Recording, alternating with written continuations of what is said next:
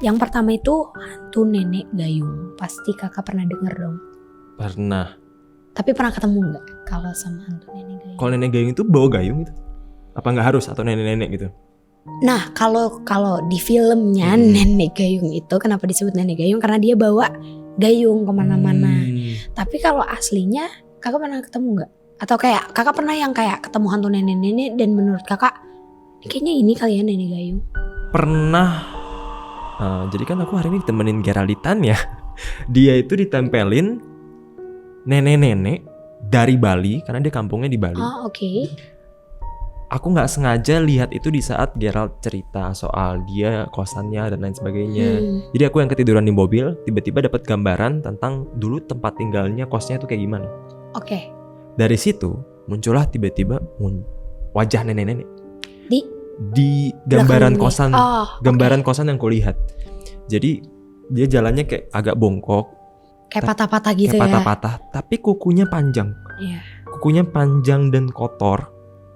Lidahnya panjang ke bawah tapi kayak lancip gitu. Habis itu aku kan ngiranya itu cuma vision.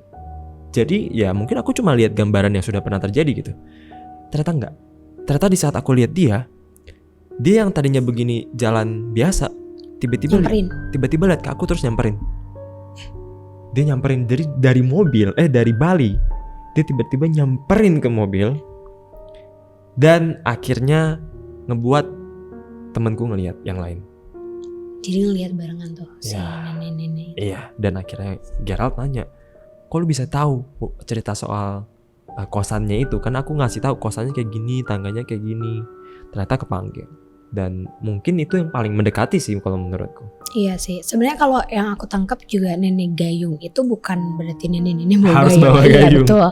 Tapi nenek gayung itu adalah sosok jin yang mampu untuk secara fisik dia tuh mampu untuk berinteraksi sama manusia. Bisa disebut jin lah ya. Iya, kayak tadi lumayan kuat dan secara fisik bener jalannya tuh patah-patah dan serem banget. Kenapa disebut gayung? Karena biasanya si nenek itu tuh muncul kalau misalnya di muslim tuh kan ketika orang meninggal perlu dimandiin gitu-gitu. Iya. Nah dia tuh muncul di situ. Oh. Jadi kayak disebutnya nenek gayung karena dia selalu muncul bukan di pemakaman, bukan di kuburan, tapi pada saat pemandian itu, gitu, pemandian jenazah. Itu yang aku tangkap. Waktu itu soalnya aku anaknya suka banget nih nyari-nyari tahu.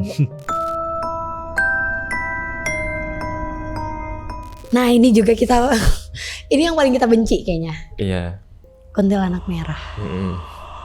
Kalau orang-orang udah gak asing kali ya dengernya kuntilanak merah itu kuntilanak yang punya dendam, kuntilanak yang paling jahat. Iya benar, tapi sebenarnya kuntilanak merah itu adalah makhluk yang mendekati ke arah jin paling kuat. Iya. Sama rata kayak genderuwo. Kemampuannya beda jauh sama kuntilanak. Kuntilanak putih. Iya. Kalau kuntilanak putih, cia putih. Kalau kuntilanak putih tuh kerjanya cuma nangis ketawa. Iya, gangguan yang ya udah gitu aja gitu. Kalau yang merah tuh bisa lebih ekstrim. Dan kalau misalnya kayak kunti biasa kan mungkin jatuhin barang adalah hal yang melelahkan nih. Mungkin dia gampang banget ya. Gitu.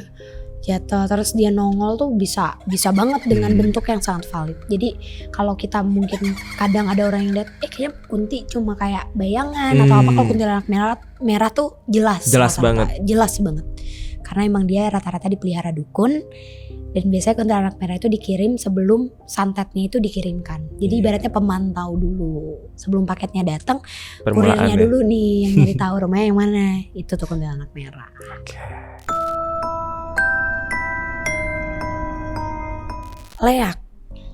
Leak itu berarti dari daerah Bali ya? Bali. Aku sih udah ketemu langsung. Aku belum pernah ke Bali karena yang ngajak keluarga. Jadi belum lihat langsung sih. Belum lihat langsung. Cuman memang pernah lihat yang sekilas muncul sosoknya. Pernah pada saat ada temen yang lagi cerita dan lumayan serem ya. Iya benar. Dia besarnya tuh lebih besar dari kayak genderuwo gitu, lebih besar. Tapi sebenarnya Leak ini kan emang cerita yang secara turun-temurun harus dikenalkan ke anak cucu kita kalau misalnya kita orang Bali ya. Karena itu ada ceritanya, ada maksudnya kenapa dia menjadi Leak dan kenapa sebutannya seperti itu. Karena itu tuh bentuk dari sifat manusia, yin yang, baik dan buruknya gitu. Dan itu jadi sisi Leak tuh aku lupa. Ada leak, ada apa lagi ya kalau misalnya di Bali tuh? Pai susu. Beda dong. Leak sama barong. Leak Oke. sama Oh barong. iya Oke. iya iya barong.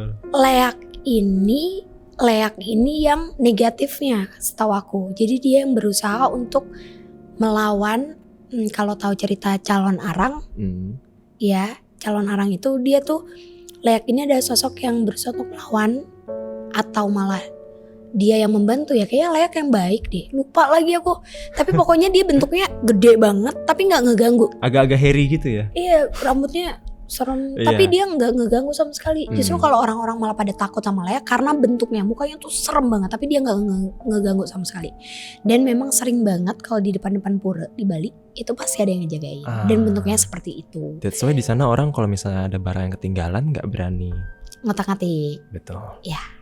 Terus juga kalau canang kan ya dipersembahkan, ditaruh di depan, itu kalau kita ketendang harus kita balikin ke tempat asalnya. Kenapa? Karena ibaratnya leluhur di sana itu memang memantau dan sudah mengajari kalau canang itu memang sudah secara turun temurun memang harus dilakukan gitu. Mau kamu agama apapun itu ya harus dilakukan. Ini bukan antara kita percaya atau enggak, tapi sebagaimana kita menghargai sesama. Karena itu udah menjadi tradisi di sana dan kita tamu di sana. Betul. Oke.